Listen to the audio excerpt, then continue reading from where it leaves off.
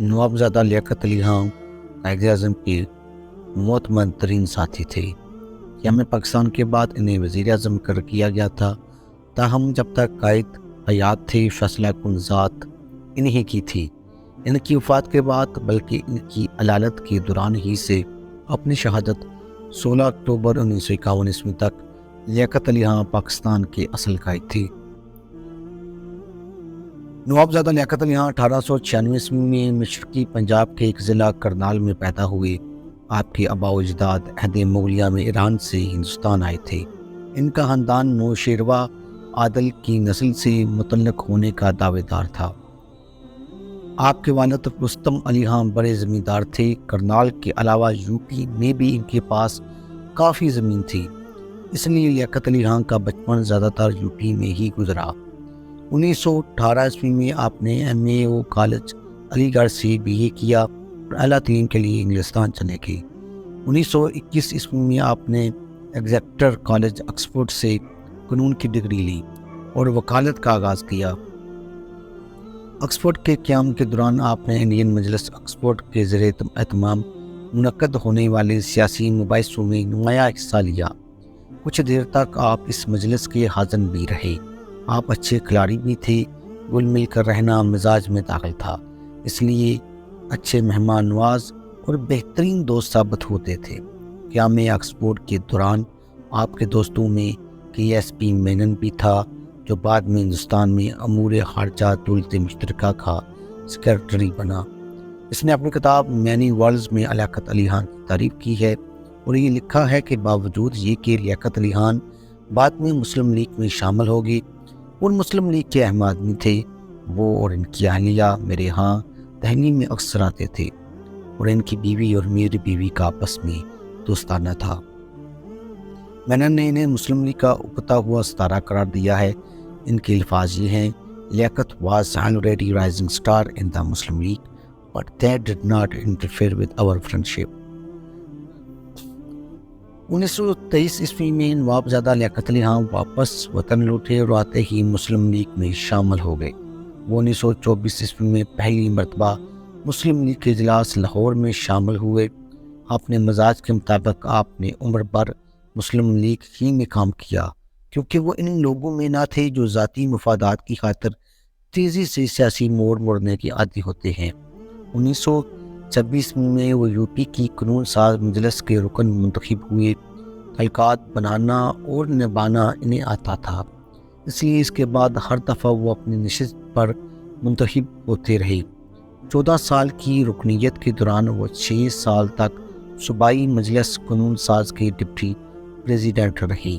1927 ईस्वी में Simon commission के मसला पर मुस्लिम लीग 2 हिस्सों में तकसीम होगी, तो आपने कलकत्ता मुस्लिम लीग का साथ दिया, जिसके कायद मोहम्मद अली जना थे। अपने कायद के साथ तो वो हिंदू मुस्लिम इत्तेहाद के लिए भी कोशा रहे। ऑल पार्टीज़ कॉन्फ्रेंस दिल्ली में शिरकत की। जना के साथ मिलकर नेहरू रिपोर्ट में तरामीम करवाने की कोशिश की, लेकिन जब इस रिपोर्ट को महासबाई दबाव से पास करवा लिया गया तो कांग्रेस से मायूस हो गए। ताहम हिंदू मुस्लिम इत्तेहाद की ख्वाहिश बहुत देर तक रही, यहाँ तक कि 1932 में यूपी के सूबाई मुस्लिम लीग के सालाना इजलास में खुतबा सदारत देते हुए आपने मुसलमानों के हुकूक की तहफ़्फ़ुज़ और इस्लामी तहज़ीब की सकाफ़त की हिफाजत के लिए दस्तूरी तहफ़्फ़ुज़ात के मुतालबे के बावजूद हिंदू मुसलमान इत्तेहाद को हिंदुस्तान के मसला का वाहिद हल करार दिया।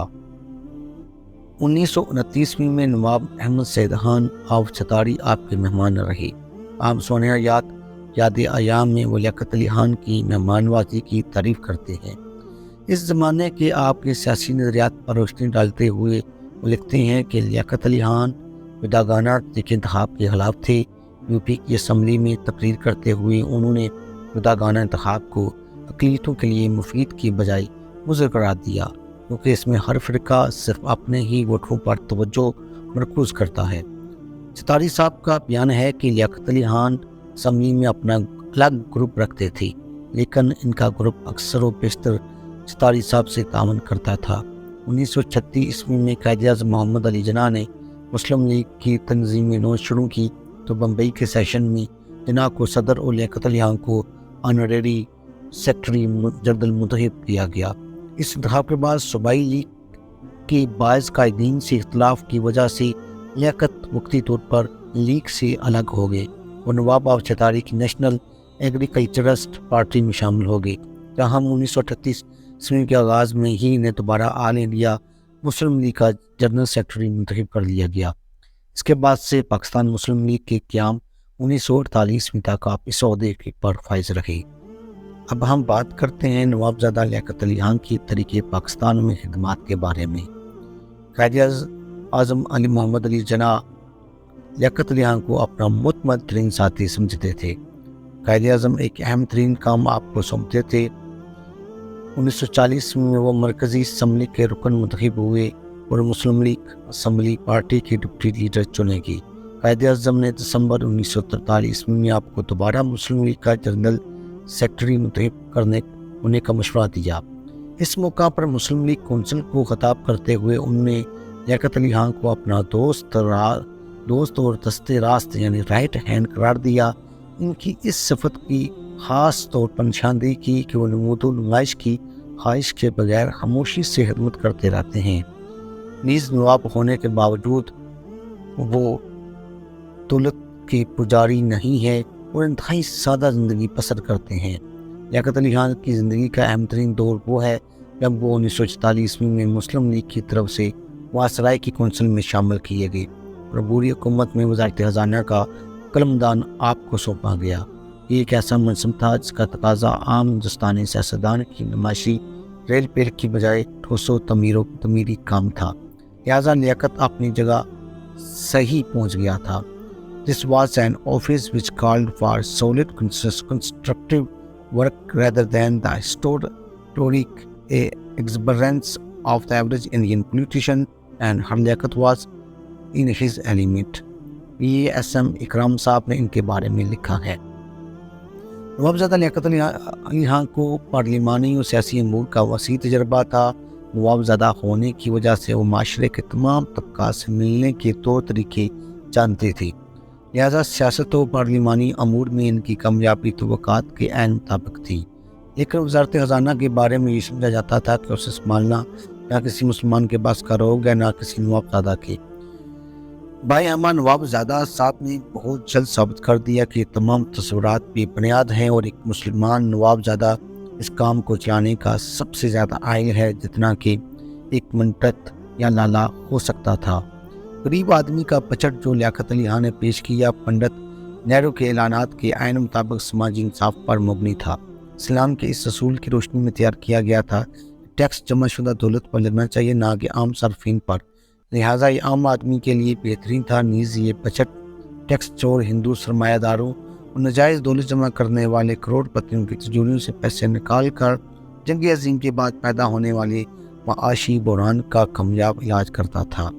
اس بجٹ نے شروع میں تمام حلقوں کو مجبور کر دیا کہ وہ اس کی عوامیت کی تعریف کریں، لیکن بہت جلد کانگریس کو چندے دینے والے ہندو صنعتکار تاجر چیخ اٹھے کہ اس کی زد صرف ہندوؤں پر پڑتی ہے کیونکہ دولت تو ہندو کے پاس جمع ہوتی ہے۔ اس طرح سوشلزم کے نمبردار نہرو کو ہندو بینیوں کا سفارشی بن کر اس کی ٹیکس تجاویز میں ترامیم کرانی پڑی اور کانگریس کی عوامیت کا پول بھی کھل گیا۔